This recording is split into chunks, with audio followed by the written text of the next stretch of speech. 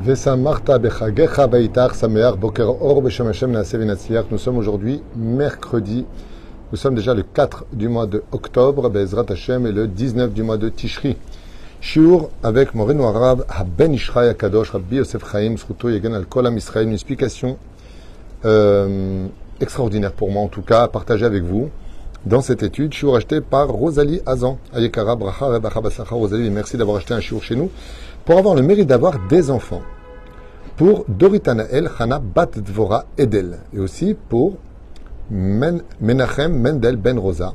Réussite, santé, bonheur sur tout leur chemin. Torah Umzot Maasim Tovim Yiratson, que le mérite de cette étude vous donne toutes les satisfactions du monde. On part pour une étude qui est très bizarre, je vous dis franchement, mais qui vaut vraiment le coup du Ben Ishraï. À propos des danses, justement, de Simchat Torah. C'est vrai qu'on n'a pas beaucoup de fêtes où on danse, contrairement aux Chassidim, comme les Breslev, les Lubavitch et les Vijnitz, les tendances Lubavitch ou chassidiques de tout genre dansent. Nous, les Sfaradim, on n'a pas le droit de danser ni pendant Yom Tov, ni pendant Shabbat. On ne lève pas les deux pieds en même temps et on ne tape pas des mains pendant les musiques. On peut applaudir al pi halacha. Éventuellement, s'il y a un très beau discours d'un rave, par exemple, on peut applaudir pendant Shabbat, c'est pas interdit. Mais d'applaudir au rythme d'une musique, cela est interdit pour des raisons qu'on a déjà citées, comme Metaken Mana, de peur qu'on en vienne à jouer après d'un instrument, le réparer, ainsi de suite. Oufren, le Ben Ishraï m'a posé une question fantastique. Comment se fait-il que ce soit et Yom Tov et Shabbat, pour cette année par exemple 2023 de l'ère vulgaire, comment se fait-il qu'on tape? On peut même jouer de la darbouka sur la table, pas sur une darbouka à sourd, mais sur la table. Comment? On n'a pas le droit. C'est à Shabbat, c'est à sourd. Yom Tov, c'est à sourd. Simchat Torah, c'est permis. Il y a quelque chose qui ne va pas. Arrête, Amezalzel Bemoadot, celui qui, Chazve Shalom, dénigre la valeur de la Torah, ou dit, bon, ça je m'en fous, ça je fais pas, un Uchadeklanamaba. Donc, une grande question se pose, comment se fait-il que le don de la Torah surpasse un petit peu tout le reste? Elle est très bizarre, cette permission de nos Chachamim. Est-ce que nos sages feraient ce qu'ils veulent selon leurs humeurs, comme le pensent les réformistes, ou les libéraux, ou est-ce que Béhémet, il y a des raisons importantes qui se cachent derrière cela, et que c'est la deuxième réponse, la bonne, puisque c'est ce qu'on va partager ensemble avec mon Renou, Rabbi Yosef Chaim Hatzadik Akadosh Aouvenu, qui nous dit comme cela. Are Amruch Chamim Zchon Bracha, Sheakov Avinu ve'Esav Gvar beyotam bebet animam, chelku benehem et Yerushat haolamot. Donc il rappelle ici le Ben Ishraï que dans le ventre de la maman de leur mère, j'ai nommé Rivka, les deux enfants, Yaakov et Esav, étaient à l'intérieur en train de se battre. Pourquoi est-ce qu'ils se battaient? Quel était l'intérêt de deux embryons de se battre dans le ventre de la maman? Eh bien, au niveau des âmes, vous savez que Esav est la réincarnation du Satan, que Yaakov est la réincarnation d'Adam Arishon. Ils se battaient à l'intérieur pour savoir quel monde tu veux et quel monde tu veux. Est-ce que tu veux ce monde, la matérialité avec tout ce qu'elle renferme, avec toutes ces impuretés qui ne sont que temporaires, ou est-ce que tu veux une vie où tu vas prouver que Dieu a bien fait de te créer, de lui obéir, de faire de lui ton roi, et le monde futur? Mais on ne mange pas à deux tables, donc c'est ou ce monde ou l'autre monde. Voilà pourquoi ils se battaient. Voilà qu'une fois qu'ils sont sortis dehors, côté Moreno Arabe, eh bien, c'est pour ça qu'on lit que Ish Tsaïd, qu'est-ce qu'il faisait? Esav, il était dans les champs, donc c'était un homme qui profitait de tous les plaisirs de ce monde avec toutes les femmes, les animaux et tout ce qu'il pouvait prendre, l'argent, les honneurs, et ainsi de suite, l'orgueil, et ne portait même pas le deuil de son grand-père. C'est Tzav Shel Yaakov, et nous, les enfants d'Israël, nous avons choisi le monde futur.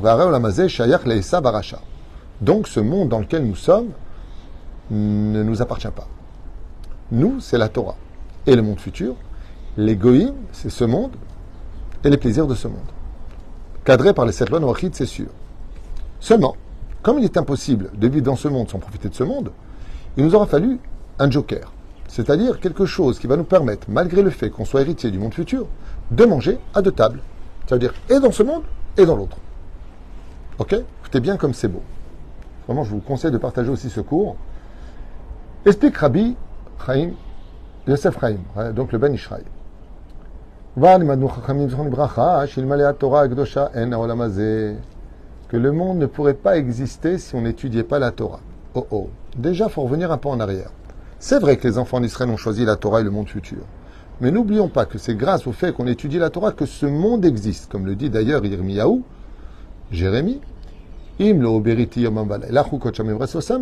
le monde n'existerait pas si Chazé Shalom, la Torah, n'aurait pas été étudié. Ce qui fait que si les animaux, les plantes, les fleurs, les humains vivent sur Terre, c'est parce qu'il y a des gens qui étudient la Torah selon nos explications. Et donc, il n'y a maintenant plus de doute de comprendre que c'est grâce à l'étude des enfants d'Israël que le monde vit et respire. Et donc, s'il n'y a pas de Torah, il n'y a pas de travail, il n'y a pas de monde. Et ainsi donc, les nations du monde, comme la rédemption le montrera à la fin des temps, n'existent, toute l'humanité n'existe que grâce à l'étude des Juifs qui étudient la Torah au Bisroudze, Anu Zakaim Le'enot, Mina Olamazé, Alpi Adin. Et donc, Alpidin, grâce au fait qu'on étudie la Torah et qu'on fait vivre ce monde, grâce à la Torah, alors ça nous donne aussi le droit de profiter de ce monde. C'est pour cela que si je bois un verre d'eau, ce verre d'eau, normalement, il ne m'appartient pas, puisque j'ai choisi le monde futur. De l'autre côté, on ne boit pas, on ne mange pas. Mais en faisant la bénédiction dessus, je m'octroie le droit de profiter de ce monde. Grâce à la Torah, je peux profiter de ce monde. Et donc, minadin, si je pratique la Torah et les mitzvot, j'ai le droit de m'acheter la plus belle voiture, la plus belle maison, tout ce que je veux de bien. C'est pour cela que les Chachamim nous disent, comme c'est marqué à la fin de la paracha de Veitranan, Akadosh Baruch Hu ma'avir la Rechaim la Avido. Si la personne n'est pas dans la Torah et qu'elle profite de ce monde, ça lui est réduit automatiquement du monde futur. Tu ne peux pas manger à deux tables. Mais si tu es pratiquant et religieux, alors tu peux et manger dans cette table et l'autre table, puisque c'est grâce à la Torah que le monde y vit. Donc grâce à toi qui étudie la Torah et la met en pratique, tu as le droit de profiter. Quel rapport avec Simchat Torah? Regardez ce qu'il écrit. Umi itanu. Et qui ne voudrait pas profiter de ce monde? Comment est-ce qu'on peut vivre dans un monde matériel où tout tourne autour de l'argent sans profiter de ce monde? Alors on ne va pas vivre dans des grottes nues. Et donc comment profiter de ce monde sans le voler puisqu'il ne nous appartient pas? Oui, si on pratique la Torah et les mitzvot dans la pureté, ce monde a le droit aussi de nous appartenir. D'où l'importance de comprendre l'importance, dit le Ben Ishraï, pour chaque juif, sa responsabilité. Sinon, cela donnerait aux nations du monde le droit de nous faire du mal. Eh, qu'est-ce que vous faites là? Pourquoi vous les juifs, vous avez de l'argent? Pourquoi vous achetez des maisons? Pourquoi vous êtes jaloux? La réponse ne se poserait pas chez les nations du monde si en même temps on faisait la Torah et les mitzvot. Mais si tu ouvres le Shabbat, si tu ne fais pas la Torah et les mitzvot, alors Bémet, pourquoi tu t'achètes ce monde? Arrête, ton monde c'est le monde futur. Donc les non-juifs se sentent volés, entre guillemets, explique le Ben Ishraï. Donc, qu'on profite de ce monde, alors qu'on ne respecte pas la Torah et les mitzvot. Ça ne va pas ensemble. Ce qui fait que Ésaü, pourquoi il voulait tuer son frère? Il dit, mais maintenant tu as quitté la yeshiva, tu as quitté l'étude de la Torah. Non, je suis parti travailler chez Lavan, mais j'ai respecté les 613 mitzvot. Il me Lavan Garti Otiot Tariag. Et donc Esav, il sait qu'il ne peut pas le toucher. Comment se fait-il? Mi Ele. Je vois des troupeaux, je vois que tu as des femmes, tu profites de ce monde.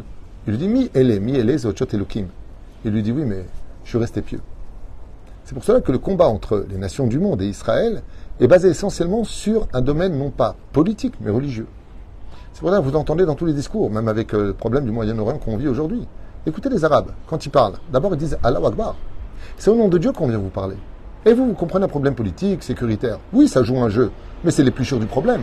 Le vrai problème est de savoir, comme un jour l'a dit un Palestinien, un chef du Hamas, qui a été arrêté en prison israélienne et qui a vu le jour de Pessah, un Israélien manger du pain, de la baguette. Non, c'était de la pita, autant pour moi. Il mangeait de la pita. Et il lui a dit comme ça, dis-moi, toi le juif, c'est pas Pessah chez vous? Il lui a dit, oui, alors? Il lui a dit, tu manges Hamas? Il lui a dit, je ne suis pas religieux. Il lui a dit, c'est pour ça qu'on prendra ton pays. Cette histoire a été publiée dans les journaux. C'est pas de moi, elle date de plusieurs années. Mais ils le savent, eux. Comme c'est marqué aussi dans le char du char Chassin. C'est parce que vous avez laissé tomber la Torah et vos mitzvot qu'on a le droit de vous prendre votre terre. Donc tout le problème n'est pas un problème historique et politique, c'est un problème de pratique. Car c'est au nom de Dieu que les croisades ont demandé Jérusalem, c'est au nom de Dieu qu'on demande. Jérusalem, c'est au nom de Dieu. Et nous, on veut une capitale pour où est-ce qu'on va mettre la chagri-route, où est-ce qu'on va mettre l'ambassade. Mais c'est pas là qu'est le problème. Le vrai problème est de savoir qui pratique pour avoir le droit d'exister en tant que nation qui fait vivre la Torah et les uns et les autres. Regardez ce que dit la Gemara dans Masechet Avodah Zarah, Dav Gimel, Amoud Aleph, Amar Rabbi Meir Balanes. Un non-juif qui étudie la Torah écrite, pas orale, Torah écrite, il est comme un Kohen Gadol qui sert Hachem. Car la Torah, elle t'est donnée de façon universelle à tout le monde. Et celui qui étudie la Torah fait vivre le monde. Celui qui sert Israël fait vivre le monde. Celui qui soutient Israël fait vivre le monde. C'est pour cela que le Ben Ishraï nous dit maintenant, écoutez bien, Elchen Chag Simchat Torah, Niskor, Shelo Darak Lirkod Ima Torah Velashir Lirvoda. C'est pour ça que nous avons la fête de Simchat Torah, qui n'est pas que là pour qu'on danse simplement avec elle et qu'on la serre dans les bras. Et là, Nekabel Anenu Lechos Batorah Velishkod Batadir. On vient la chercher, on la sort, on danse avec pour redémarrer l'étude de Bereshit et dire cette fois, cette année-là va pas passer sans étude pour que moi aussi, j'ai le droit de tenir ce Sefer Torah qui très souvent est scruté dans du bois de très grande valeur, qui est scruté dans de l'or, dans de l'argent. Ça dépend du coffret du Sefer Torah. On tient la matérialité dans les mains. Et l'intériorité du Sefer Torah, c'est de la peau de vache qui représente la matérialité. Et c'est avec ça qu'on danse. Pour dire le Ben Ishraï, il dit c'est parce que tu vas étudier cette Torah-là, mais tant que tu tiens dans tes bras, que tu auras aussi le droit de profiter de ce monde, d'avoir des bois de qualité chez toi, de l'or et de l'argent. Car seul celui qui étudie et met en pratique la Torah d'Hachem a le droit de garder et son monde futur intact, comme de profiter de bonnes vacances, d'une belle maison, de tout ce que Dieu peut lui donner, parce que c'est grâce à la Torah qu'il étudie que le monde profite. Quelque part, aller danser à la Torah le jour de Simchat Torah, c'est une façon d'aller remercier celle qui nous donne le droit d'exercer dans un monde qu'on n'a pas choisi, puisque les Juifs ont choisi le monde futur, les notes Miziv Ashrina. Mais en attendant, ce monde est très important. Vasouli dira Batartonim, faites-moi un appartement parmi vous, dans un monde d'or et d'argent, demande à Kadosh Baruch Hu, et d'étain, de bronze et de bois de Shittim.